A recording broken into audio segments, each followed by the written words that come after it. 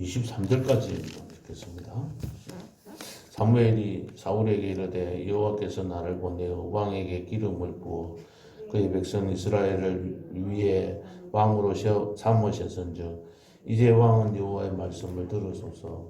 만군의 여호와께서 이같이 말씀하시기를 아말렉이 이스라엘에게 행한 일 곧 애굽에서 나올 때에 길에서 대적한 일로 내가 그들을 벌하노니 지금 가서 아말렉을 쳐서 그들의 모든 소유를 남기지 말고 진멸하되 남녀와 소아와 젖먹는 아이와 우양과 낙타와 나귀를 죽이라 하셨나이다 하니 사울이 백성을 소집하고 그들을 들라임에서 세어보니 보병이 10만 명이요 유다 사람이 10,000명이라. 사울이 아말렉 성에 이르러 골짜기에 복병시키니라. 사울이 겐 사람에게 이르되 아말렉 사람 중에서 떠나가라. 그들과 함께 너희를 멸하게 될까 하노라. 이스라엘 모든 자손이 애굽에서 올라올 때에 너희가 그들을 선대하였느니라. 이에 겐 사람이 아말렉 사람 중에서 떠나니라. 사울이 하일라에서부터 애굽 앞 술에 이르기까지 아말렉 사람을 치고 아말렉 사람의 왕 아각을 사로잡고 칼날로 그의 모든 백성을 진멸하였으되 사울과 백성이 아각과 그의 양과 소의 가장 좋은 것 또는 기름진 것과 어린 양과 모든 것을 남기고 진멸하기를 즐겨 아니하고 가치 없고 하찮은 것은 진멸하니라. 여호와의 말씀이 사무엘에게 임하니라. 이르시되 내가 사울을 왕으로 세운 것을 후회하노니 그가 돌이켜서 나를 따르지 아니하며 내 명령을 행하지 아니하였음이니라 한지라. 사무엘이 근심하여 온 밤을 여호와께 부르짖으니라. 사무엘이 사울을 만나려고 아침에 일찍이 일어났더니 어떤 사람이 사무엘에게 말하여 이르되 사울이 갈멜에 이르러 자기를 위하여 기념비를 세우고 발길을 돌려 길갈로 내려갔다 하는지라. 사무엘이 사울에게 이른즉 사울이 그에게 이르되 원하건대 당신은 여호와께 복을 받으소서. 내가 여호와의 명령을 행하였나이다 하니 사무엘이 이르되 그러면 내 귀에 들려오는 이 양의 소리와 내게 들리는 소의 소리는 어찌 됨이니까 하니라. 사울이 이르되 그것은 무리가 아말렉 사람에게서 끌어온 것인데 백성이 당신의 하나님 여호와께 제사하려 하여 양들과 소들 중에서 가장 좋은 것을 남김이요 그 외의 것은 우리가 진멸하였느니라 하는지라. 사무엘이 사울에게 이르되 가만히 계시옵소서. 간밤에 여호와께서 내게 이르신 것을 왕에게 말하리이다 하니 그가 이르되 말씀하소서. 사무엘이 내 왕이 스스로 작게 여길 그때에 이스라엘 지파의 머리가 되지 아니하셨나이까. 여호와께서 왕에게 기름을 부어 이스라엘 왕을 삼으시고 또 여호와께서 왕을 길로 보내시며 이르시기를 가서 죄인 아말렉 사람을 진멸하되 다 없어지기까지 치라 하셨거늘 어찌하여 왕이 여호와의 목소리를 청종하지 아니하고 탈취하기에만 급하여 여호와께서 악하게 여기시는 일을 행하였나이까.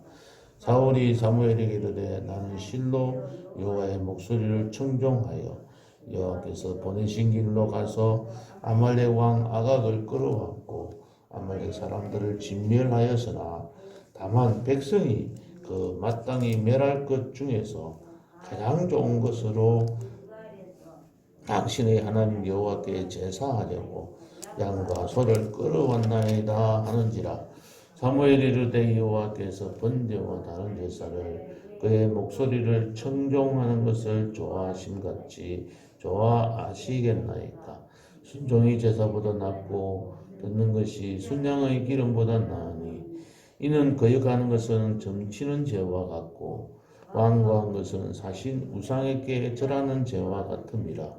왕이 여호와의 말씀을 버렸으므로 여호와께서도 왕을 버려 왕이 되지 못하게 하셨나이다 하니. 아멘. 쭉 뒤에까지 15장 끝까지 본문 말씀 가지고 사울이 실패한 이유가 무엇인가, 사울이 버림을 받은 이유가 무엇인지 함께 살펴보겠습니다. 지난 화요일에 말씀을 드리면서 사울과 자기 아들 요나단과의 그 차이에 대해서 말씀을 드린 적이 있습니다. 그 이유, 두 사람의 차이는 바로 인식을 하는 차이가 있었다. 첫 번째는 하나님에 대해서 어떻게 인식하느냐. 사울은 하나님을 자기 왕권을 유지하는 도구로 활용한 것입니다.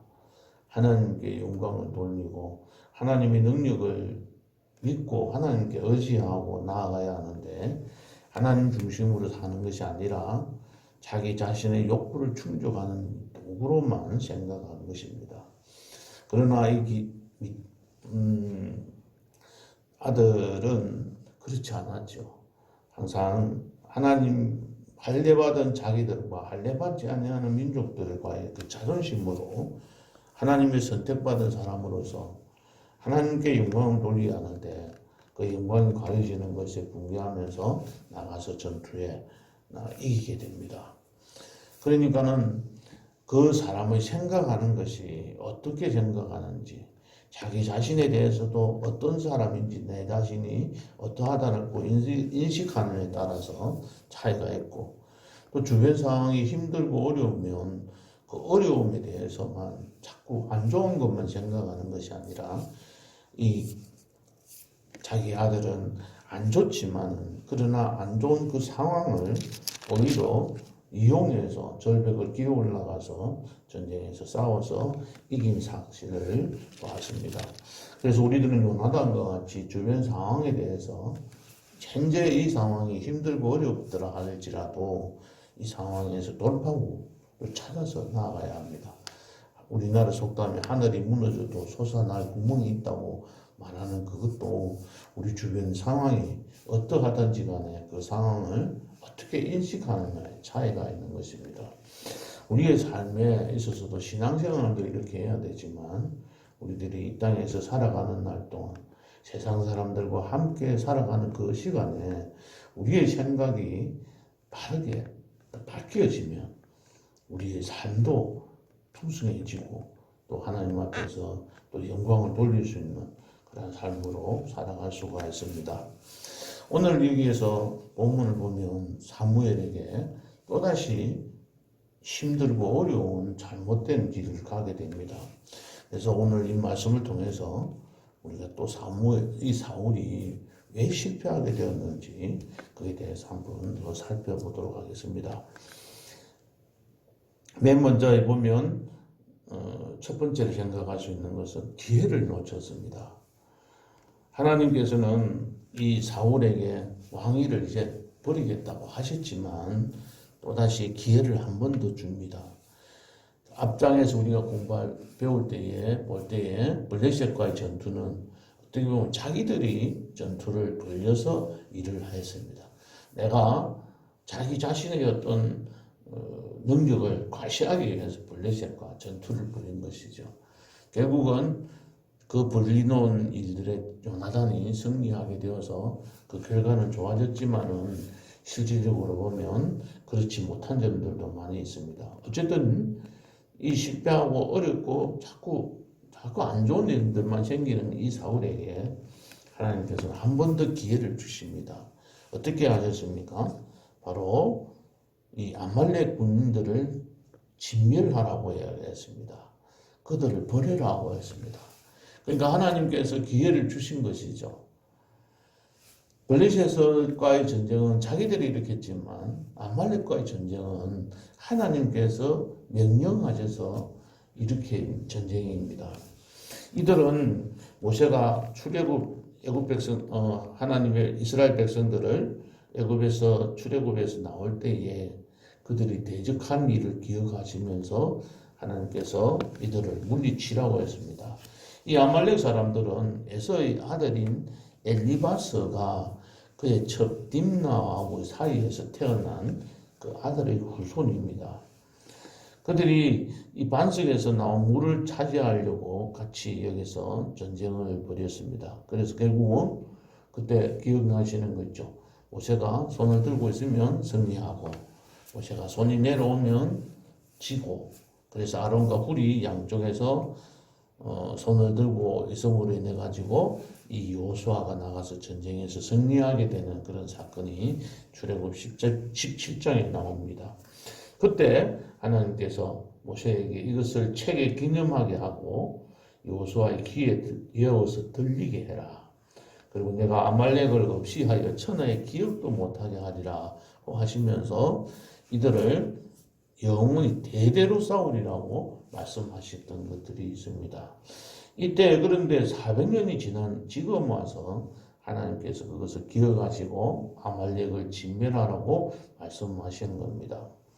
결국은 이 사울에게 한 번 더 기회를 주신 것이죠. 그런데 조건은 뭐냐면 너가 아말렉을 쳐서 그들을 모든 소유를 남기지 말고 진멸하는 것입니다. 남녀와 소아와 젖먹는 아이 모든 사람들을 다 죽이고 우양과 낙타와 나귀를 죽이라고 하셨습니다. 그런데 이 하나님이 너무 야비한, 너무 좀 심한 거 아닌가 이렇게 볼 수도 있는데 결국은 이들은 다 죽이지 못해가지고 이 후손들이 계속 남아서 이스라엘 사람들을 괴롭히게 됩니다. 하만, 에스더서에 나오는 하만도 이들의 후손입니다. 결국은 이들이 이스라엘을 자꾸 괴롭히게 되는 것이죠. 그 씨를 말리기 위해서 하나님께서는 다 진멸하라고 하셨습니다. 그리고 4절에 보면 군사도 21만 명, 20만 명, 보병 20만 명과 유다 사람 1명이 모였습니다. 앞에서 볼 때 블레셋과의 전투에서는 3천 명을 데리고 갔습니다. 지난 그 앞에 암몬 사람과의 전투에서는 많은 사람들이 30만 명이 넘는 사람들이 모였습니다.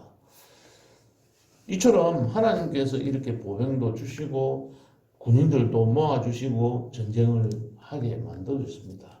그래서 전쟁에서 성공을 했습니다. 승리를 했습니다.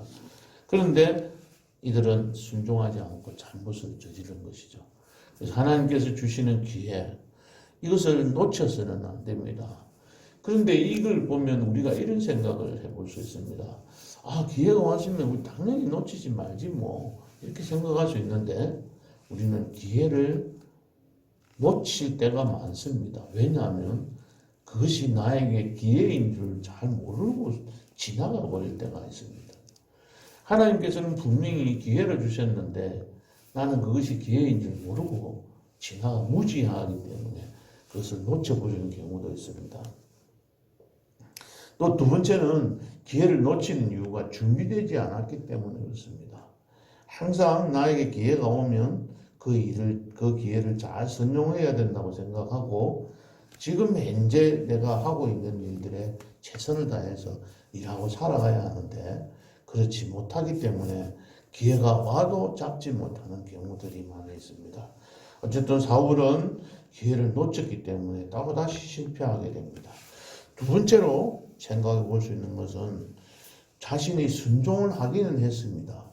그런데 자신의 생각대로 순종했다는 겁니다. 아까도 말씀드렸지만은 인식의 차이입니다. 순종을 어디까지 해야 되는지에 대해서 그들은 잘 모르고 지냈다는 겁니다. 사무엘이 13절에 보면 사무엘이 왔을 때 사울이 딱 오자마자 여호와께 복을 받으소서 하고 내가 여호와의 명령을 행하였나이다 했습니다. 자기 자신은 여호와의 명령을 행했다고 했습니다. 다시 말하면 그가 아말렉과의 전투에서 승리하면서 이 아말렉과의 전투에서 승리했다는 말입니다. 그러니까 시킨 대로 했다고 생각을 한 것이죠. 어느 정도 자기의 수준에서는 순종했다고 생각하지만 하나님께서는 그렇게 순종하는 것을 원하지 아니하시고 진멸하도록 명령하셨다는 말. 100% 온전한 순종을 원하시는 겁니다. 내 생각에 이 정도 하면 되겠지라고 생각하는 그것에서 우리는 또다시 실패를 하게 되는 것입니다. 하나님께서 원하시는 것이 무엇일까? 내가 이 정도 해도 부족한 점은 없을까? 더 해야 될 것은 무엇일까? 온전한 순종을 이루기 위해서는 내가 더 갖추어야 될 것이 무엇인지를 한 번 더 생각하면서 살아가야 할 것입니다. 세 번째는 이 뒤에서 계속해서 보면 이런 말씀들이 나옵니다. 이 사울의 관심은 이 나라가 이스라엘 민족이 어떻게 평화를 누리면서 잘 살게 하는데 원인이 있는 것도 아니고 그 이유가 있는 것도 아니고 이는 오로지 생각하는 것이 자기 자신의 영화만 생각할 때가 많습니다.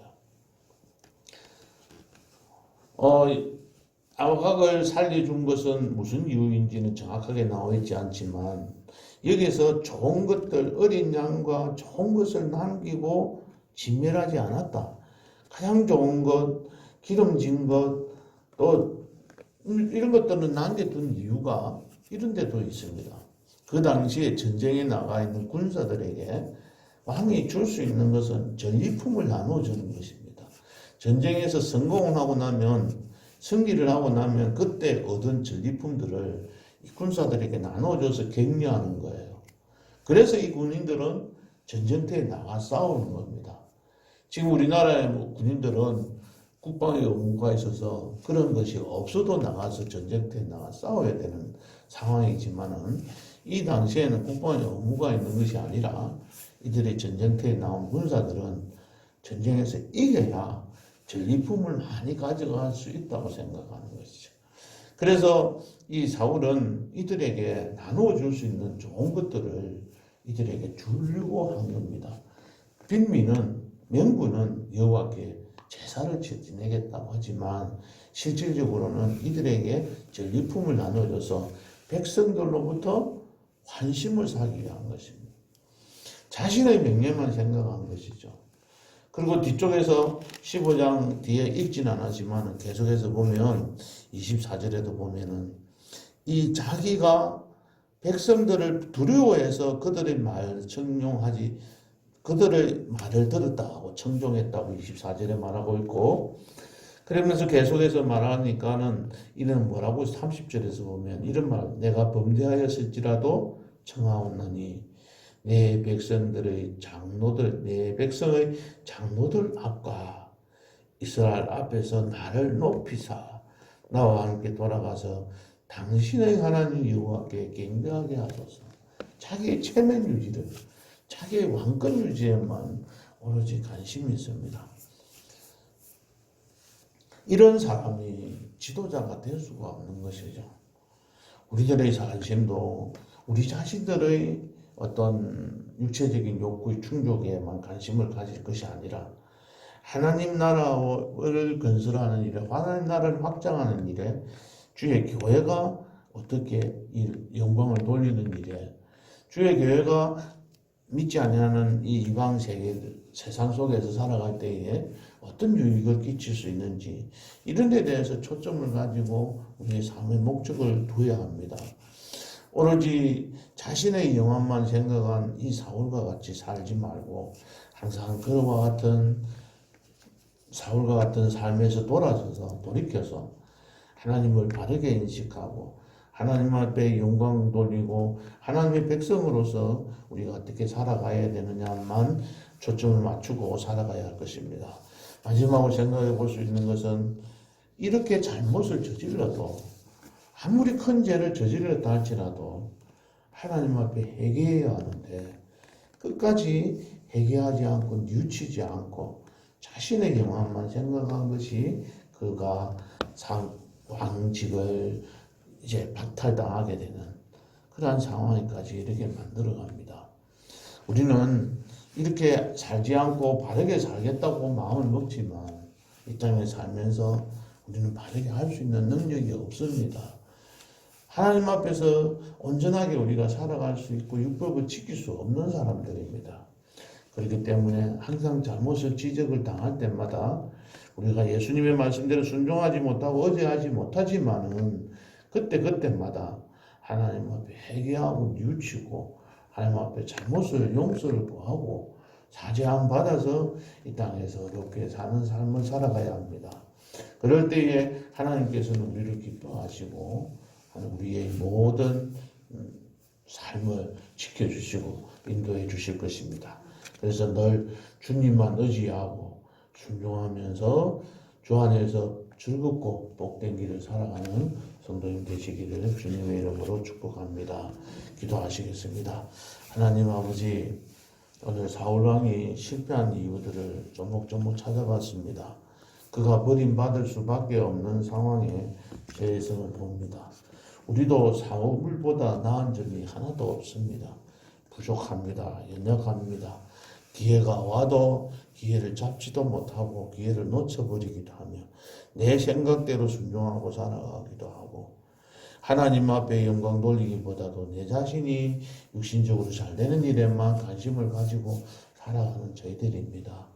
하나님, 늘 우리가 주 앞에서 회개하고 용서를 구하고 또 새롭게 마음을 다잡고 그리하여 주 안에서 늘 새로운 마음들로 가지고 주의 일에 봉사하고 헌신하게 하시고 또 이 땅에서 나아가서 세상에서 믿지 않는 사람들과 우리 주변에 있는 성도들과 우리 가족들에게 사랑을 실천하는 그러한 삶을 살아가는 주의 백성들이 되도록 축복해 주시옵소서.